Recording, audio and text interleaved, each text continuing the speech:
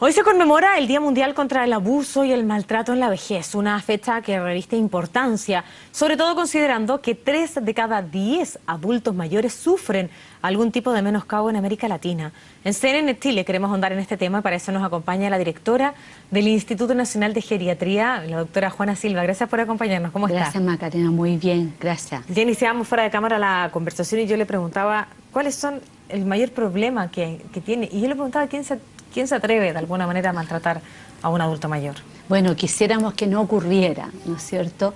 Ahora el tema fundamentalmente del maltrato va a tener varias caras, ¿no? Una de las caras es el maltrato que más vemos, que es el maltrato físico, que lo objetivamos a través de un golpe, una fractura, pero también está el maltrato psicológico, también está el maltrato económico en términos de abuso patrimonial, está, o sea, con varias componentes que van a poder ser catalogados como maltrato.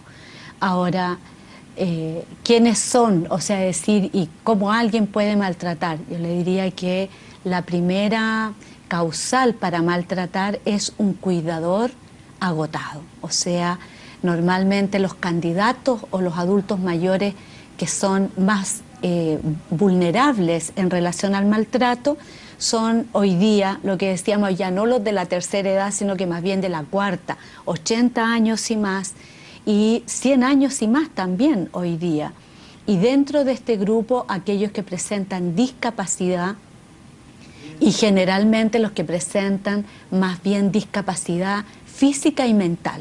Entonces, aquel paciente o aquel adulto mayor, ¿no es cierto?, que está demenciado, que durante toda la noche él no duerme y no duerme el cuidador, o que, ¿no es cierto?, se vuelve incontinente, hay que cambiarlo, hay que acompañarlo en la noche, y este cuidador que no tiene relevo, ¿no? Por lo tanto, es un cuidador que él maltrata, pero porque en realidad él como cuidador también está siendo maltratado, no tiene quien lo releve. Claro, la población ha avanzado, las expectativas de vida en buena hora también, ¿cierto? Los avances de la medicina han permitido incluso, yo usted hablaba de esta cuarta y quinta edad, es decir, sobre los 80 años. Sobre 100 es quinta ya. Y sobre los 100 años, lo que es una linda posibilidad. Pero la sociedad se hace cargo de estas personas que llegan a esta etapa de la vida y que por condiciones lógicas ven disminuida su capacidad física y su capacidad mental.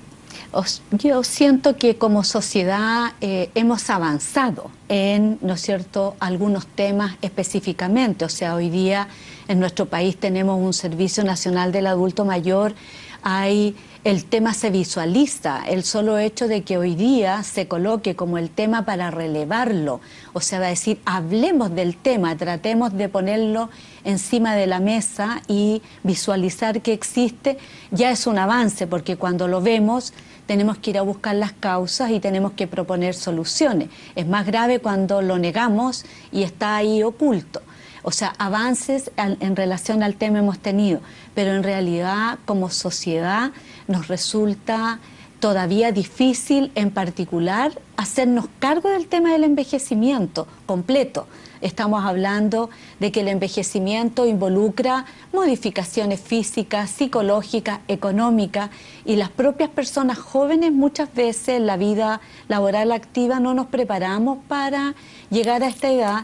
Y cuando ya llegamos a esta edad, los que están alrededor nuestro, o quien nos acompaña, la esposa al esposo o el esposo simultáneamente, o un hijo que o hija, la mayoría de las veces, terminar haciéndose cargo de la situación, y otros hermanos que, ¿no es cierto?, con alguna posibilidad evaden el tema y que se haga cargo uno, y después además a ese que se hace cargo no lo valoramos bien o no lo apoyamos. O sea, siento que como sociedad no nos hemos hecho cargo del tema de envejecimiento, y una muestra es esto. ¿no es cierto?, el tema de que producto del envejecimiento aparecen o se presentan ciertos problemas que tendríamos que tenerlos moderadamente resueltos, y no lo tenemos resuelto, y eso lleva a que se produzca tanto el maltrato físico, el maltrato psicológico. Estamos hablando, ¿no es cierto?, de no golpear, pero maltratar psicológicamente de manera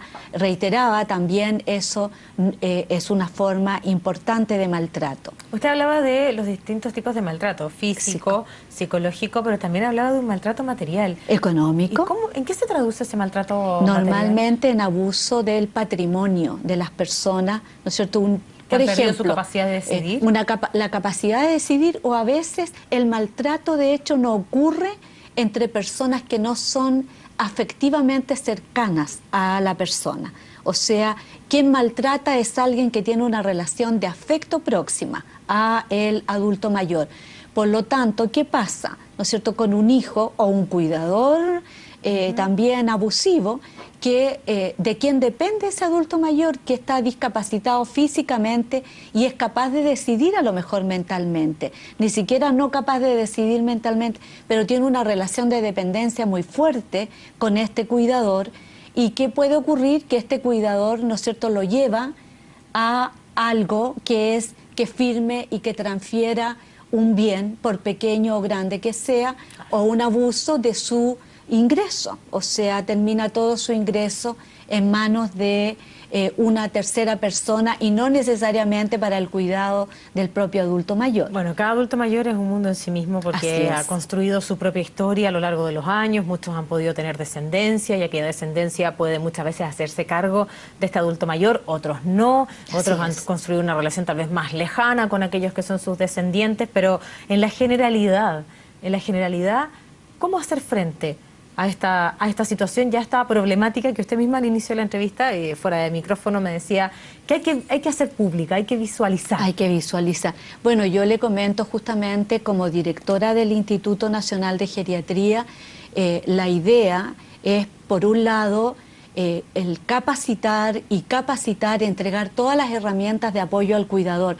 Cosas tan simples como el Ministerio, por ejemplo, hoy, ya de hace varios años, está esta garantía explícita de salud de la entrega de un andador, silla de rueda, colchones antiescara, o sea, entregar el apoyo, ¿no es cierto?, del punto de vista de órtesis para que este cuidador tenga una menor sobrecarga. Por otro lado, educar a este cuidador a cómo mejor hacerlo. ¿Y cómo se capacita? En el instituto normalmente se hacen talleres, un taller mensual donde se convoca, se invita y se le va entregando capacitación a personas externas a los que van a solicitar atención al instituto. Por otro lado, los atendemos también, o sea, un paciente que llega con una neumonía se lo atiende, y se lo atiende con el cuidador, o sea, ingresamos al adulto mayor, pero le pedimos al cuidador que lo acompañe para evitar sobrecargarlo de medicamentos, no se agite y tenga, ¿no es cierto?, esa voz amiga o esa voz cercana, pero también educamos a ese cuidador para que continúe entregando el cuidado. Por otro lado, también hacemos una capacitación sostenida a los equipos de atención primaria, en la cual se le entregan herramientas, ¿no es cierto?, para poder prevenir el maltrato y, por otro lado, detectarlo. De hecho, existe una guía, una garantía también explícita, que es el EMPAM, un examen de medicina preventiva que se hace en atención primaria, y ese examen de medicina preventiva incluye ciertas preguntas para la detección del maltrato. Y a este equipo se le entrega apoyo para que, una vez que detecta una situación, yo le diría la mayoría de las veces, la detección es un cuidador sobrecargado.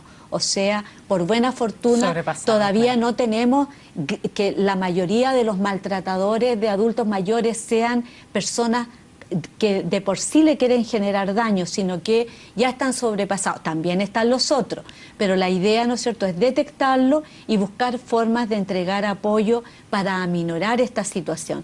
Y yo diría que la otra forma más importante es justamente este espacio.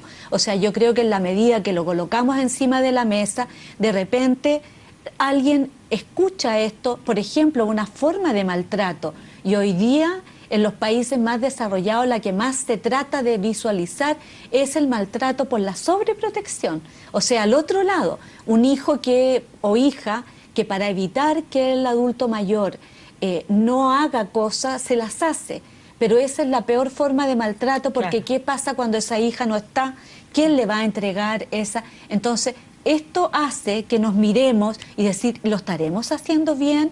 ¿Podremos hacerlo mejor? ¿Dónde podremos generar una mejor instancia, ¿no es cierto?, para aminorar este tema, que es algo que es un riesgo, dado que adulto mayor, mayor edad, mayor riesgo de tener dependencia, mayor riesgo de poder presentar ciertos requerimientos para lo que la sociedad todavía nos falta prepararnos. Y si este espacio sirve para poder hacer público y visualizar esta problemática muchas veces escondida, bienvenida sea. Así que le quiero agradecer su paso por CNN Chile. Y yo le agradezco a usted que nos permita el poder, ¿no es cierto?, contribuir a colocar un tema tan complejo, tan multidimensional, ¿no es cierto?, en la audiencia, y que ahí nos sentemos a conversar, a lo menos a ver cómo avanzamos. De todas maneras, porque es un tema que de una u otra forma nos llega a todos. Muchas gracias. Gracias a usted.